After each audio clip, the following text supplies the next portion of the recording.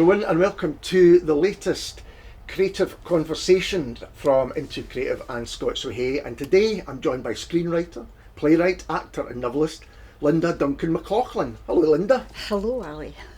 We're here to talk about your debut novel Original Sins, which is published with Into Books, and it's been shortlisted for this year's Bloody Scotland Crime Debut of the Year Award. So congratulations on that. Thank you very much. I'm thrilled to bits, obviously. I will talk a little bit about that in a moment, but we're sitting here in the legendary Caledonia Books in the West End of Glasgow, Gorgeous. which feels like the perfect setting to talk about any book. Before we start talking about the novel itself, how does it feel to be on this shortlist, the debut shortlist? Gobsmacking, basically, you know. I mean, obviously you hope when you put a book out there that it will get recognised, you know, but to be on the first all-female list as well is quite astounding, you know. Yeah. It's a real honour and a privilege to be with, you know, like to be on the list with such an amazing group of women as well. Absolutely, it's still rare enough that we should mention that. Yes, but yeah, I'm thrilled to bits. Now, I hope you're going to give us a reading from the book, and then we can really get stuck into it. Yes, Okay, what are you going to read? Just basically the very start. The book's organised. It's certainly in the initial part of the book is organised into two sections here, which is set roughly, you know, early 2010s, and there, which is set in 1966. So this is here, and it features Joanne, who is the protagonist, the main character in the novel. Excellent. Okay. And this, again, just a wee bit of context, she is in a limousine on the way to her adopted mother's funeral. Here, I'm sitting in the limousine with them all, trying to hold it together, but I keep getting this terrible urge to laugh. There's a hard bubble of hysteria in the centre of my chest waiting to burst, and I'm struggling to keep it down. The last thing I'd expected to be doing today is laughing. It's the first time I've ever been inside a proper limo. It doesn't feel luxurious though. There's no smell of expensive leather, no mini bar stocked with champagne. The interior is quite large, admittedly, room for 6 people in the back, some of the seats facing the other way like in a taxi, only bigger, and all of them occupied by solemn-faced aunties, except one, which is occupied by me, trying not to laugh. They will be horrified if I laugh. I will be horrified if I laugh. So it's really important that I don't. I dig my nails into my palms and cast about for something that will stop the laughter leaking. Anything. The limo smells faintly of disinfectant, but there are greasy smudges on the window beside me. Fingerprints? A forehead leaned against it in an instant of grief. A tiny piece of sparkly confetti, the spoor of someone else's happiness, glints from under the door handle. The funeral director would probably be very annoyed if he knew about it. Or maybe not. He's sitting in front of the driver. A snowfall of dandruff drifts his shoulders and his hair looks as if it hasn't been washed for weeks. Mum would have been very upset. Black affronted, should have said. And black affronted. She was a very particular about personal hygiene, Mum. She used to come up to me and sniff me sometimes when I got up in the morning, whip my nightie off there and then, straight in the wash with it. It could be very embarrassing. I'm not so fastidious. But I do think the funeral director could have washed his hair, or at least asked his wife or his assistant funeral director or anyone, to brush his shoulders before he set off. He's wearing a jacket that's quite threadbare, actually, quite shiny. It has the suggestion of custard stains. I'd expected a frock coat, a top hat, a slow, respectful pacing in front of the cars. Funereal. I've seen them do that sometimes when I've passed a funeral and it's just setting off. Mum would have liked the ceremony of that. But maybe the co-op doesn't go in for that kind of pomp. If I ever have to do this again, I'll know to ask, although given that I've now run out of parents to arrange funerals for, I probably won't get the chance. Even that doesn't stop me wanting to laugh. I gaze out on a biting March day at the crematorium crouching grey and bleak on top of its hill. Forbidding ranks of conifers brood darkly down the driveway and the sky lowers, threatening snow. No lightness here, certainly no levity. We're held back at the foot of the drive for a few minutes, and when we finally do start up the hill, there's an identical procession winding down the other side, minus one vehicle, of course. I can see a woman of about my age inside the lead car, staring straight ahead, her eyes bleak. The man beside her reaches an arm around her shoulder, and her face crumples as she leans into him. I look away quickly, and one of the aunties catches my eye, smiles their sympathy. When they find out what I'm planning, now that Mum can no longer be hurt by it, they won't be bestowing kind smiles. They'll never speak to me again.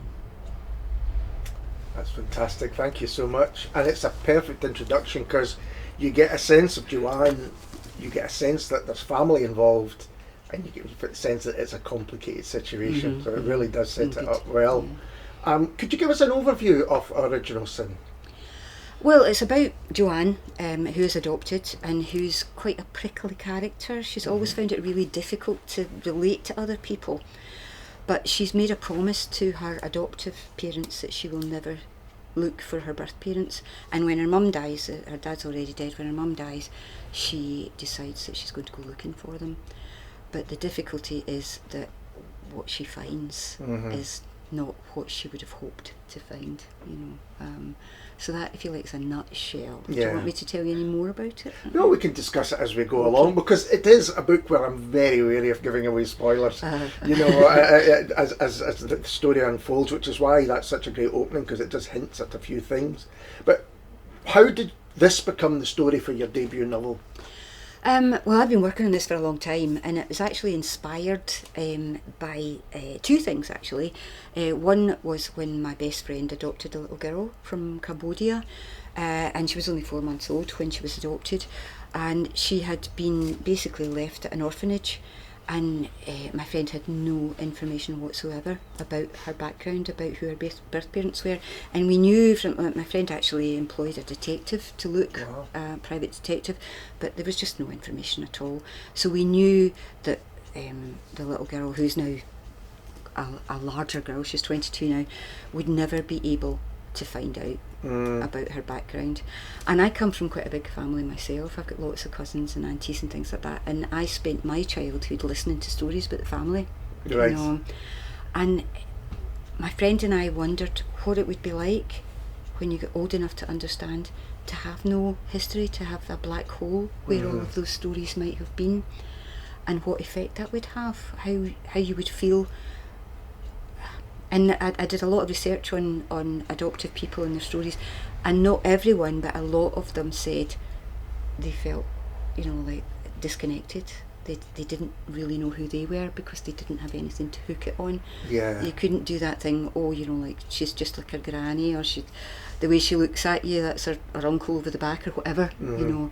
She wouldn't have that kind of thing. So that was one very, very strong influence on the book and inspiration for the book, because I wanted to talk about that. I wanted to talk about how that might feel. The other inspiration came from John Steinbeck, who's my favourite author, in his book East of Eden, where one of the things he's exploring in that is there such a thing as evil, just someone born bad? And as we talk about the book, as we go through this, then that might become more clear. I wanted to explore whether nature versus nurture, basically. So both Joanne has that, you know, like she's got quite a difficult personality. She finds it hard to relate to people, and she wonders where that's come from. And also, when she does find out where she's come from, it's quite a difficult person there. And she wonders if it's actually an inheritance, that's the way she is. So that's the two strands, if you like, of the novel. It's such an interesting idea, the idea that you can maybe understand your nurturing if you've had that environment, but to have a blank nature, in inverted commas, then, you know, how do you? And then where does that lead you? Yeah, and sometimes it can lead you to quite a dark place, depending on what you find out.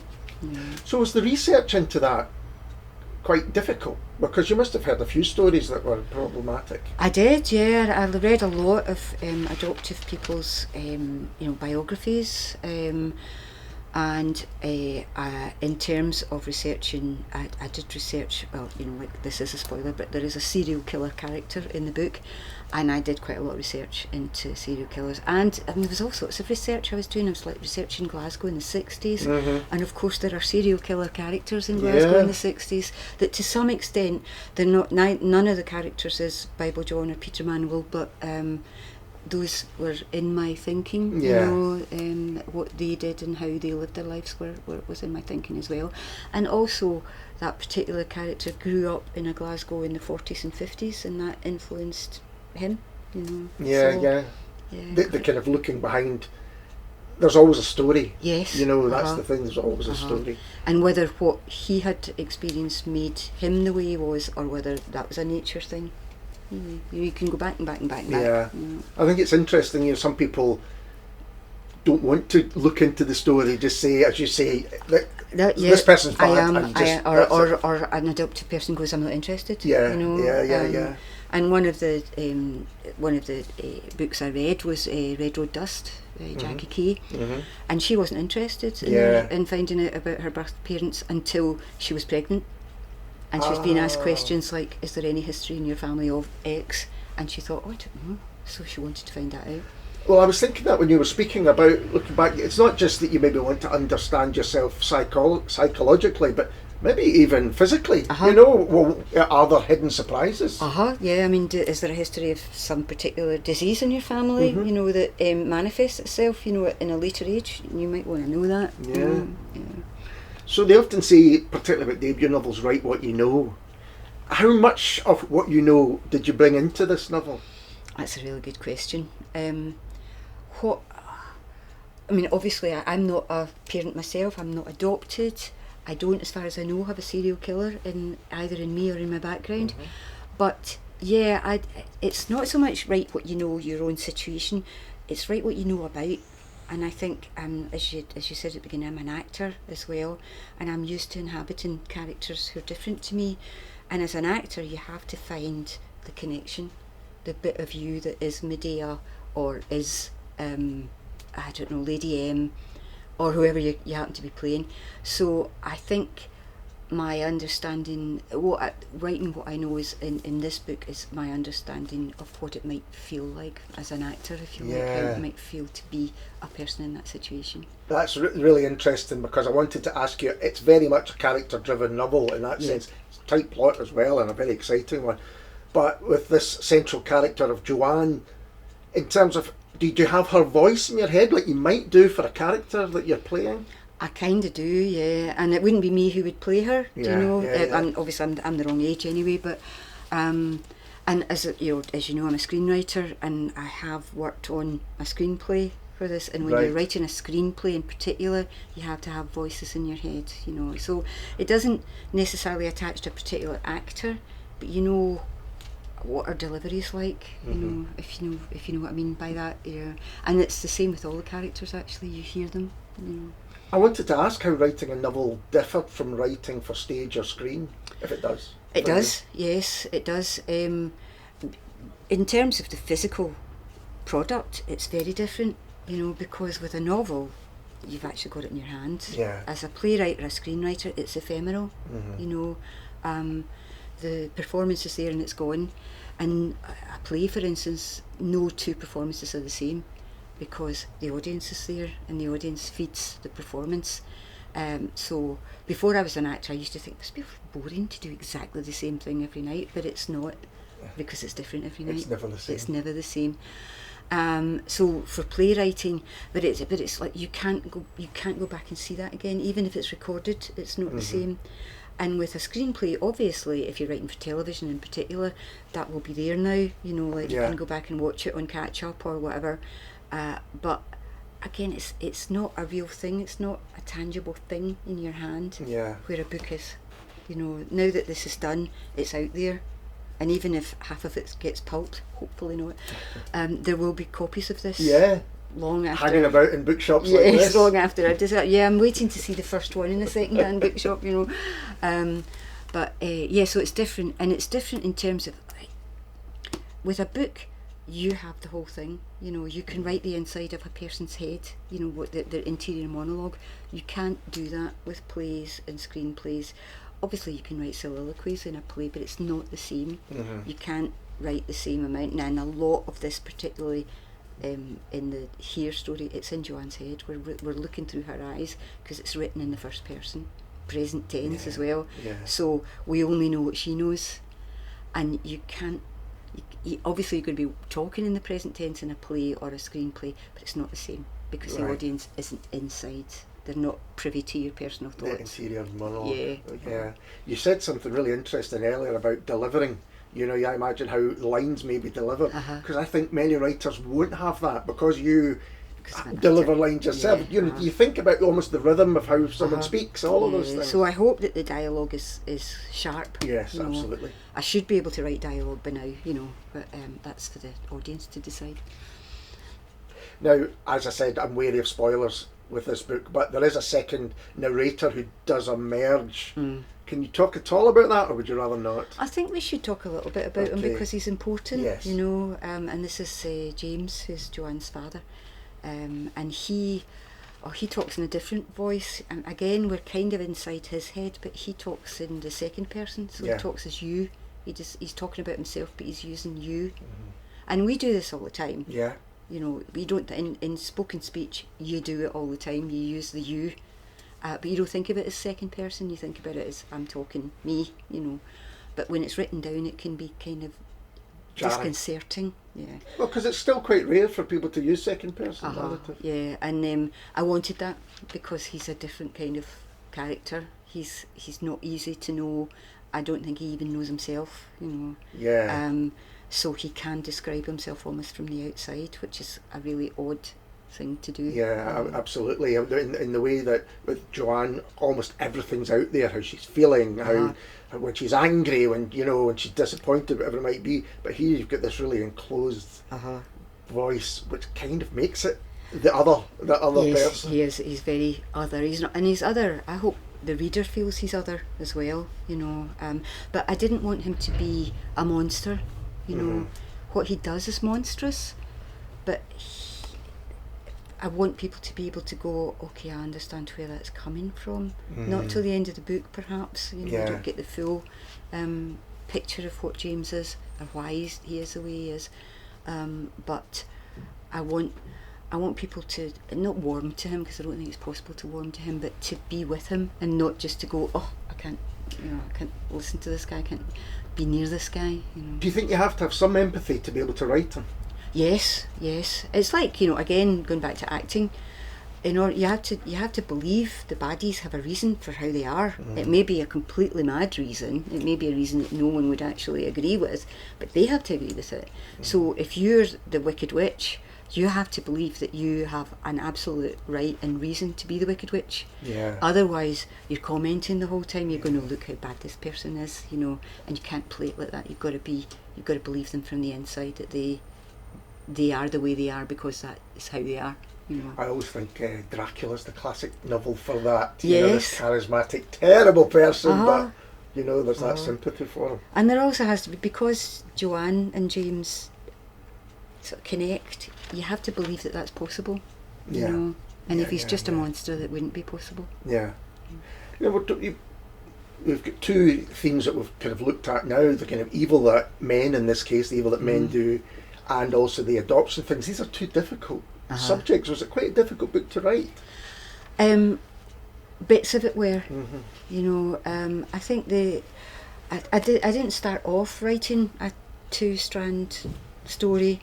I thought they were separate. Right, okay. Like I started this when I was doing the MLit, and particularly the Joanne story, that just started off as almost like a vignette, and then I started to develop her. But at the same time, I had the story of James and Joanne's mum's meeting, Mary, and then I think it was my tutor, Zoe Strachan, said, "Are these two talking to each other?" And I was like, "Oh, maybe they are." So when I started to think about how they could talk together, that's when I realised that Mary and James were Joanne's parents. I hadn't known that before. Just as an aside, you mentioned doing the MLit there at Glasgow University. Was that vital in your writing of fiction? Yes, I think so.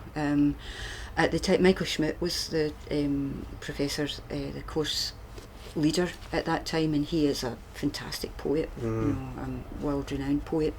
And I had never thought about poetry before, and we didn't actually study poetry on the MLit, but there was the influence the whole time. There were some fantastic poets in my cohort. Sure. And it made me think about not writing poetry per se. I did write some, but it will never see the light of day. Okay. But, you are determined about yes, that. Yeah. But the very exercise of writing poetry opens your head up to a more imagist style of writing. You know, so you're not just, it's not just workaday. It's not just like describing a room.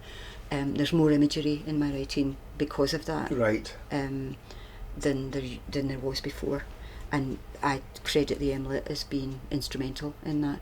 Plus, you know, we had brilliant tutors, you know, Zoe and Louise Welsh, Kai Miller, fantastic poet again, Michael himself, Laura Marnie, who's a novelist. Yes. Yeah. So there was all this influence, and just the joy of actually saying, right, okay, maybe I can be a writer now, because it kind of gives you permission to say, yeah, that's what we're doing. But that's interesting coming from you, who has been writing and involved in the arts and culture for a long time. Yeah. But that you still felt in terms of fiction or writing on the page, or not on the page, because you do that for scripts and stuff, but yeah, that you still needed some kind of... Well, yeah, it's a bit like when I went to drama school as an actor. I did a proper job before that. Yeah. You know, I worked in universities mostly, and latterly at physics and astronomy in Glasgow, and I was an academic administrator. So I'd always wanted to write. I wrote when I was a kid, and I wanted to act, but I always thought you weren't allowed to do that. I thought that you weren't allowed to do that because it wasn't a sensible career. And actually it was working with all those astronomers and physicists who were all like, you know, following their dream. That's all they wanted to do. And one of my jobs as administrator was when someone retired. It was an unofficial job. I had to find somewhere for them to come to, because they wouldn't stop coming to the department, because it was their life's work and their joy. It was more than a job. And that made me think, well, you know, I like being an academic administrator. It was a good job. It was well paid. But is this what I want? Is this, if I had to retire tomorrow, would I still want to come into the department? And the answer, of course, was no. You know, so I thought, well, I was only in my 30s then, and I thought, well, I want to spend my time doing a job that they will have to retire me in a box from. That's the idea of being surrounded by people who inspire you, whether it's on the MLit or whether it's in your previous job. You can see people who are actually doing it and say, well, why not me? Why not me? Yeah. Going back to the book, did you always know how it was going to end? It's a thrilling end. I mean, really quite, you know, palpitating even thinking about it. But, you know, how was it to write? But did you know how it was going to end? No, and at one point I had like 3 different endings. You know, they were all heading towards the same direction, but the one I chose eventually was, for me, the most exciting end. But it was also, even at the last minute, when Stephen at Into Books had picked it up and he'd put it out to editors. Notes coming back, 3 out of the 5 I think gave me the same note about the ending, something that didn't quite gel for them. Right. So I changed it, because I think you have to listen to something, and it tapped into something I was unsure about myself. You know, sometimes you have to go, yeah, thanks for that, but no, I know what I'm doing here and this is what I want. But those notes were really valuable. You know. And the editing process, was that something that you kind of embraced? Because not everyone does on their debut. Well, I mean, I think by the time I could give a complete manuscript to Stephen, it had been edited within an inch of its life by me. You know, so I was reasonably confident about it. But I think you get a bit story blind. Yeah, you know. Sure. So it still needed that outside eye to say, right, okay, this maybe needs to tighten up, maybe you don't need that, you know, like, and think about, maybe we need to move a bit quicker there, and that was really, really valuable. I mean, we've mentioned that it's been through a number of versions, but it seemed to gain plaudits from early on. The early manuscript nominated for a Crime Writers Association Dagger Award and the Grindstone International Award as well.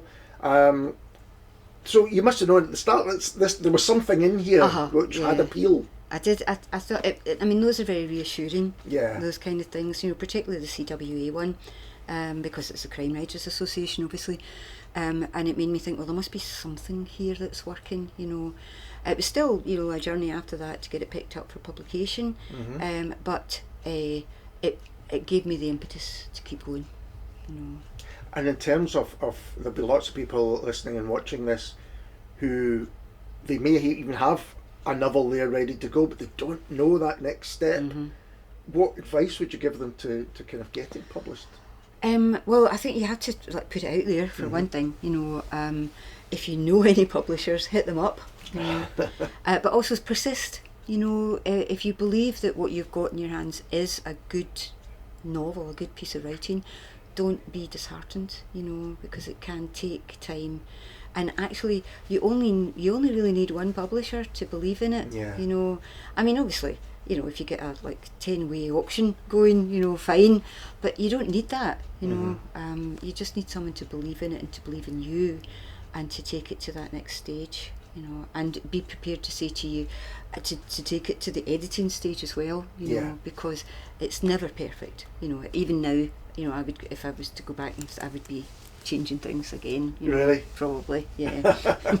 There comes a time when you have to put it down. Yes, that's I guess again with acting jobs, particularly I guess screenwriting jobs, there's more of a deadline there. This has to be done by this point because we've got all these other people involved. And just to pick up on that editing point, by the time I was editing this, I'd been writing on River City for a while, and you have to get used to being edited. You get script, you get notes. Time after time after, and it goes up and up and up and up the tree, and what was a note at first draft all of a sudden comes back to you when the exec sees it, the exec director, and you're like, but but that's not what you said, so you just have to bite it, basically. And I'm guessing that was a really tight turnaround. Oh yes. Yeah. I mean, the longest I've ever had on a script is 12 weeks. Right. Wow. And that's long. But some of them were 6 or 7 weeks, and you had to have it ready to go. I have had the experience of the script editor phoning me up from the set and saying, we need to change this, can you get this to us in the next half hour? Wow. And you're walking about going, I'm in the bath. Let me get to the laptop. Well, we mentioned Bloody Scotland and the debut crime novel shortlist, but you're also going to be part of a panel at the festival, at this year's festival. The serial killers panel. Yes. So they're picking one aspect in particular to go with it. But are you looking forward to that? Oh, very much. Yes. I mean, I haven't done a panel before. I've done a couple of readings now with the book, and I've been sometimes after a show you do a Q&A. As an actor, so you're sitting. All the actors and the director are out there and we're talking to the audience and stuff like that, and usually there'll be someone chairing it. Yes. Of course. So I've done it in that respect, but never for something that I've written. Yeah. So that's quite interesting. Well, I would say my experience of Bloody Scotland is that it's such a warm and welcoming festival. I think you'll have a fantastic time. I'm so looking forward to it. I think it'll be great. And you're also off Debut Noir as well. Yes. First Blood panel with Francis Crawford and Maya Rinaldi. Who are both nominated for the Bloody Scotland. Yeah, exactly. These things will start to cross over every now and again. But you've done a few book events. Are you something you enjoy? Yes, very much. Yeah. Well, it's a bit. I mean, it's in the hands of the interviewer to a certain extent, and if you've got an interviewer who's good, like yourself, it's just a conversation. It's really easy. But I think that's exactly how it should be. But I also think it's a chance for the writer to talk about the thing that they know better than anyone else. Which I think is a good thing because. In terms of the actual writing, it's a solitary undertaking. Yes, and you're in your garret somewhere, has to come a time when you put it out there, but you do get a chance to talk to people, and with the readings, people, in bookshops and things like that, people have either already read it or they're just about to buy it, so you know that they're going to read it, and that's you're hitting the ground running already, and people who have read it will ask really interesting questions, that you're not expecting. And that's great because it makes you think about the work as well. I mean, the 3 readings that I've done so far, there's been things I've gone, oh. I was going to ask you that, if you had any reactions or thoughts that you thought, I'd never have thought of that. Oh, it's something that it wasn't directly, the question didn't seem to relate to this, but somebody had asked me something I think it was when we were through in Blackwell's in Edinburgh. Mm-hmm. Somebody asked me a question. I was thinking about it later, and I thought, I think like Joanne is James's nemesis, and I hadn't thought about that before. It had never occurred to me that was one of her roles. Yeah, that's great. And we didn't actually.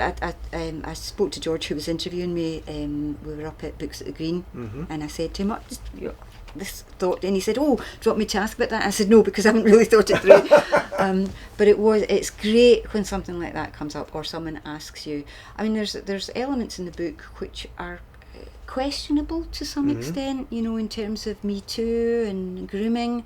And someone asked me about, whether there was a grooming element in it, and there isn't in my head anyway. And I was able to talk about that, but I hadn't prepared an answer. It's just when the question came, I was like, oh, right, good question. I mean, that's something that hadn't crossed my mind, I guess, because of the familial link, but actually that's a really interesting, isn't it? Yeah. Question. Yeah. And I hadn't thought about that at all. And even when I very first started the book, I thought, is this just another, because there are murders before the book starts, and all the victims are women. I wondered and worried about whether I was just writing that, like women victims thing. Yeah. I think because Joanne is the central protagonist, and it's her story, we get round that, well, not even just get round it, that's not what it's about. No. And she does relate to it. But things like that, as a woman writer, you want to be conscious of it as well. Yeah, because you mentioned that although it's not based on any one person or any set of events, there have been events which some people might go, oh, is that about that? And you feel like in a sense of responsibility.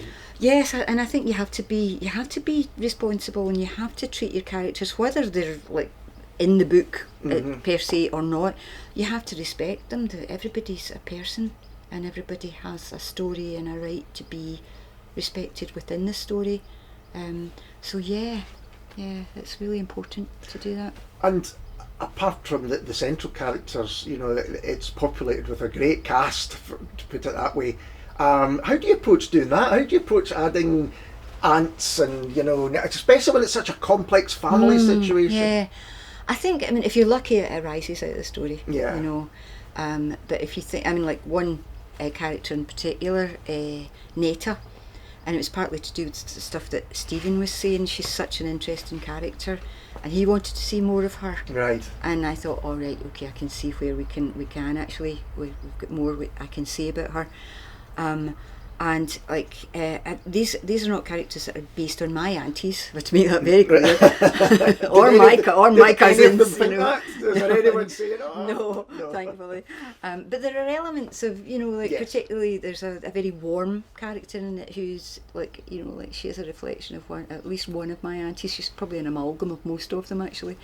And I think when you're putting the story together, you are thinking with two bits of your mind. You're thinking, right, what do I need in this story? What element do I have to bring out of Joanne's story, and who's the best person to bring that out of? Or does she do it herself, or is there someone that comes in that interacts with her that will bring that out? So you're not thinking as mechanistically as that, but your brain does it for you. Yeah, your brain and your heart does it for you. How will Joanne then move on to this next thought or this next idea?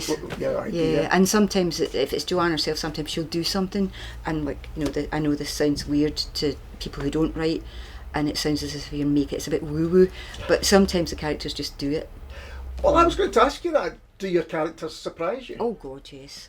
They just do stuff and you're like, oh, where did that come from? So it's not automatic writing. You're just like, oh, okay, and go with them to see where it goes. And sometimes it goes up a blind alley, Yeah. But mostly when that happens, it's great, because it brings an extra element in.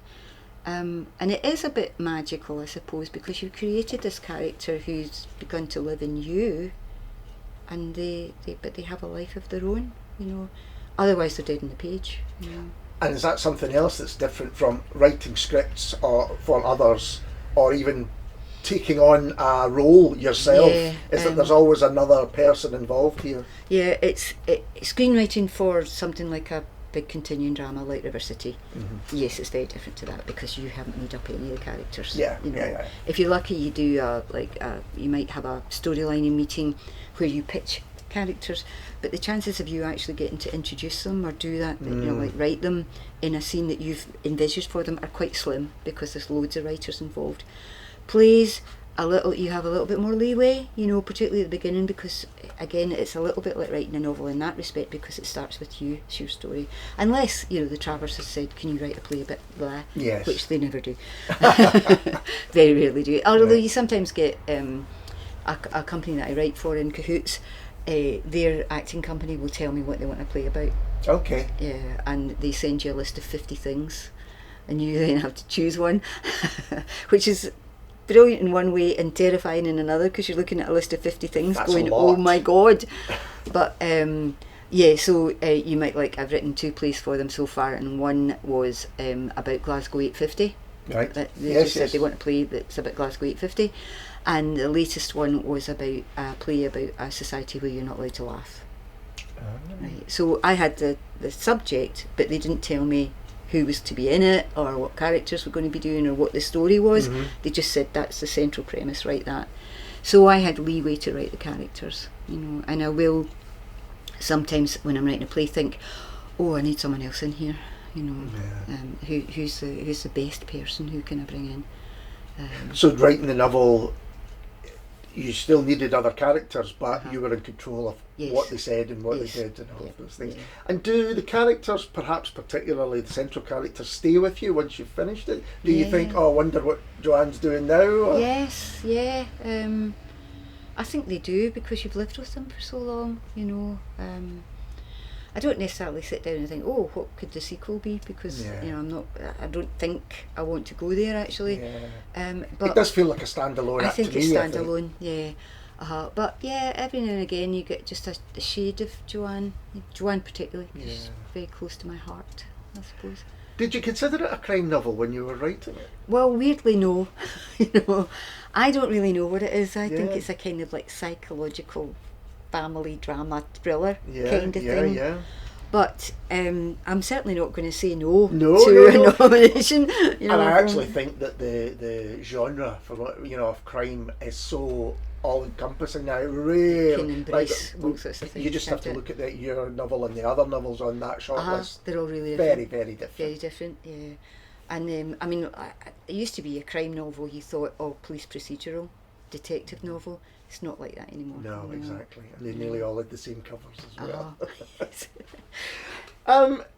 It seems to me that everything you do is around storytelling. That's really the key to what you want to do, is to tell stories. Is that right? Yeah, it's about, you know, back to acting again. It's about saying what it's like to be human. You know, it's about telling truth as far as you can. Now, this is a story, obviously. This never happened. But I always quote Steinbeck when I'm talking about that because, and I'm like messing up the quote here, but he says something along these lines in Sweet Thursday: a thing ain't necessarily a lie just because it never happened. Yes. Right. So, and I think that's the tenet that I would live by. A story has to tell truth. It has to make a person go, oh, that's what it's like to be this person. With acting, it's what it's like to be Lady M. You know, this is how she would feel. That's true. You know, Shakespeare wrote an amazing character, and you know that if someone was in that situation, this is what they would be like. Yeah, so it's telling a truth rather than the truth. Yeah, telling a truth. Yeah. Now, you mentioned Steinbeck a couple of times. I was wondering, do you have other writers who inspire you, or that you, perhaps not even novelists, perhaps from other areas as well? Well, novelist Angela Carter, certainly. You know, the dark imagination that she has. And of course, you put me in the spot now. I forget names really easily. You look around the shelves. I go around the shelves. Like, the Testaments, who is it's a follow up to. This is terrible. The one with the Handmaid's Tale. Oh yes. Tell me who the writer is. Yes, now it's gone out of my head. It's gone out of my head. Anyway, that kind of thing. I like slightly dystopian tales. Which is why I like Margaret Atwood. Margaret Atwood, thank you. But I also like a writer that most people don't read now called Mary Stewart. Okay. Who wrote in the 50s and 60s, and all her heroines were nice, well brought up middle class girls who'd been to finishing school. And that sounds awful, but they all got into amazing adventures, and they were very resourceful heroines as well. Sounds like the Shally Schoolgirls, but it's not like that. It's very character driven. Okay. The plots are amazing, but the characters are really great. And she's a very descriptive imagist writer, so I love her stuff. And where was her stuff set?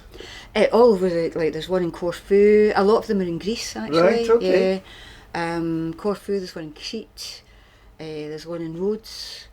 There are ones in Italy. There's one in the Highlands of Scotland. They're all like murder mysteries, or they're older. They're mysteries that are about murders that took place in the past, that have reverberations, which to some extent this has as well. Playwriting, David Gregg, certainly, Scottish writers. Louise Welsh is another playwright and novelist. She's an influence, I think. Denise Mina. Who else? Screenwriting. Oh God, you could name there's a list as long as my arm of screenwriters that I really like. That none of whose names I can remember right now. But I like drama. I like and I like crime as well on television. And I hope we've emphasised just how dramatic and thrilling Original Sins is. You know, gets a real page turner.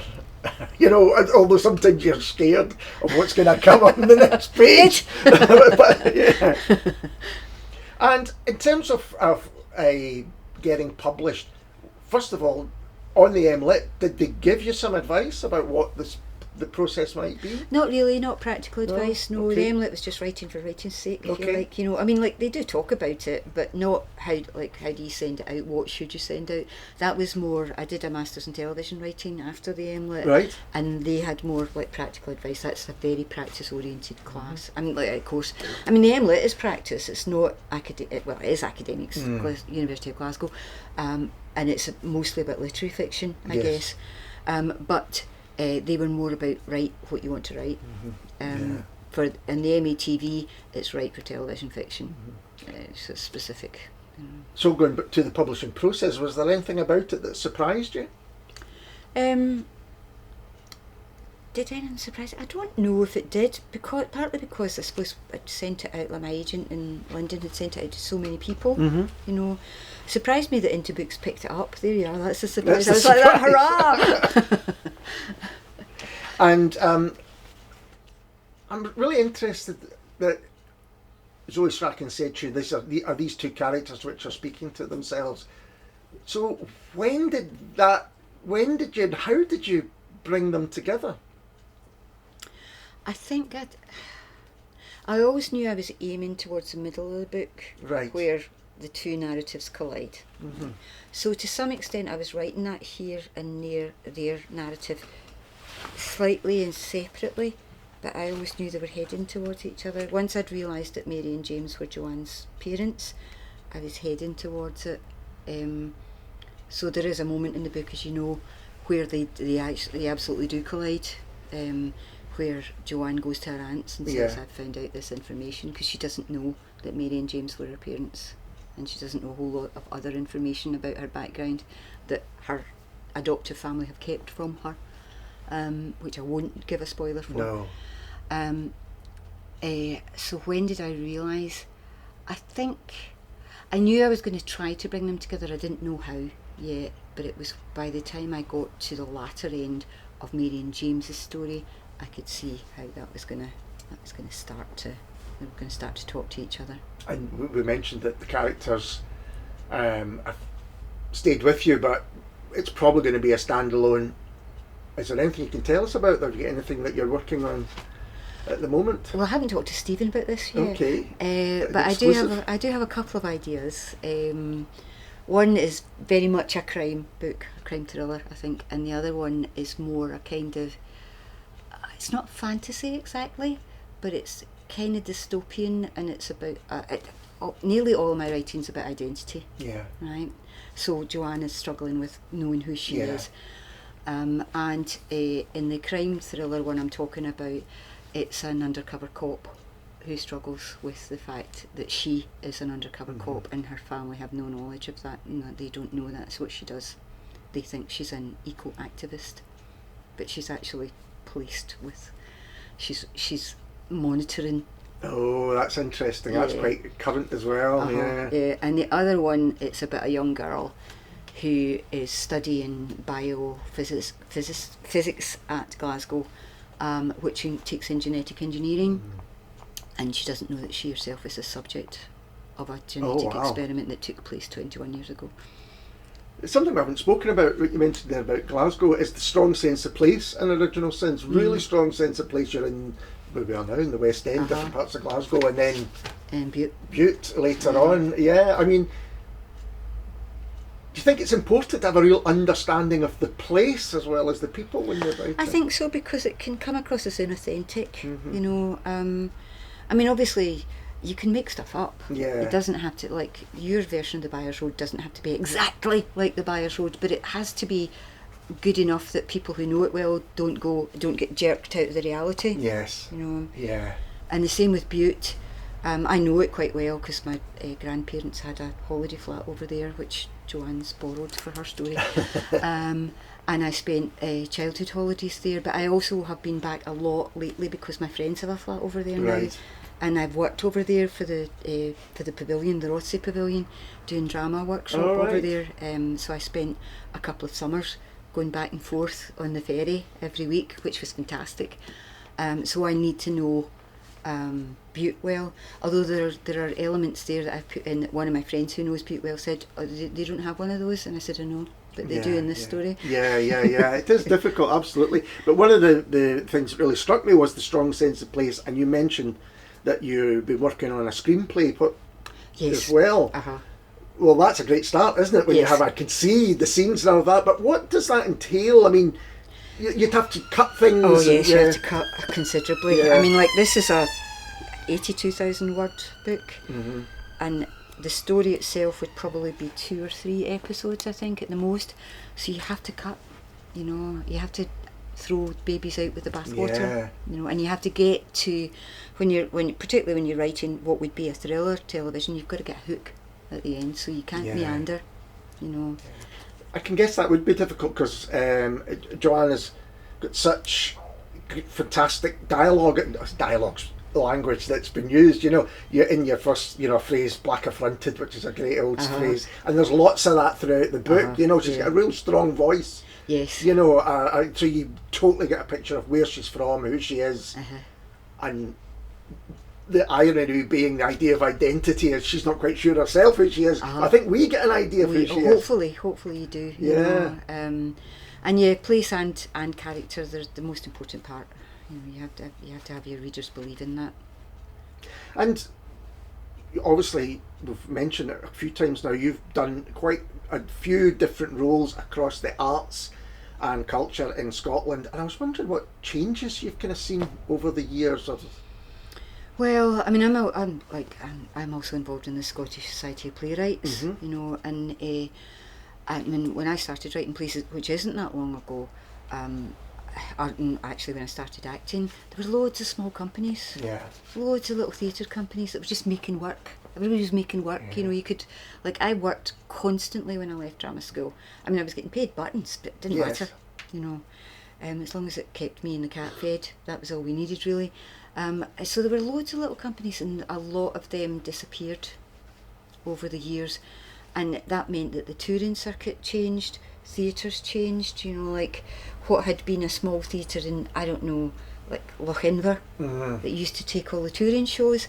All of a sudden, there weren't all that many touring shows, so the skills of the theatre people degraded. There wasn't someone who knew how to bring a show in, punt it to the local audience, get the audience in, and that's changed, certainly. I mean, we've got the National Theatre now, obviously, which we didn't have before, and they are a force for good, you know, like commissioning stuff, but definitely in terms of smaller theatre companies, that's changed. Television changes every 5 minutes, you know. 1 minute it's all anybody wants is like what they call a strip across 5 days. You know, you get a 5-night drama and everybody's glued to television. Sometimes it's only stuff that people are watching and catch up because they won't watch like a television screen anymore. Now the new thing is vertical drama, which all the young team are doing. they're watching things on YouTube and on their phones, and it'll be a 3-minute, 5-minute drama that has a hook at the end of it that's very propulsive, that drives you. So so almost like you're flicking through an Instagram feed or whatever. Almost, yes. Oh, that's really interesting. And that's because people don't so much sit down, but you still get event TV where the whole house, everybody, the whole universe stops to watch the final episode. So it's really good. There's like, television just now is a real interesting area to be working in. Is that because there is so much change? There's so much change, and you have to keep up with it, obviously. There's less getting commissioned because there's just less money around, and particularly in continuing drama, River City has closed, Doctors has closed, I think that's sometimes people, when a show stops like River City, you think, oh, these actors are now out of work, but it's the whole team, as you say. It's the cameramen, it's the writers, there's the people, there's the drivers that drive people around, there's the caterers, there's the guy the security guy in the gate, there's film production companies, editors, everything. This when River City closes, that's 150 people, leaving aside the actors and the writers that are all of a sudden they've had a regular job, a permanent something. For some, they've been working in the show for 20 odd years, and all of a sudden it's gone. It's really interesting seeing how the landscape, I think, shifts and changes. For instance, book festivals, and seem to, there's more of them now than there has ever been. It's incredible. And nearly, you're talking about every village or town having a theatre that would put work on now. Now it seems every village or town has a book festival going on, which is a great thing. So it's kind of, so people are still reading books. People are still reading books. That the death of that was foretold a few years ago, and it didn't happen. And television was supposed to kill film, cinema, and it hasn't. The good stuff always rises to the top. And constant change is good. You can't stay the same. As long as it's positive moving forward. It's not just change for change's sake. We have to change because our environment's changing. Absolutely. But it's an exciting time. Linda, thank you so much for taking the time to talk to me. It's a fabulous novel, and now it's really getting recognition, so you must be delighted with that. I am, totally, and thank you for your help along the way as well. Oh, it's an absolute pleasure. And I should say thank you to Caledonia Books for hosting this place, and of course to Into Books for organising everything as well. Yes.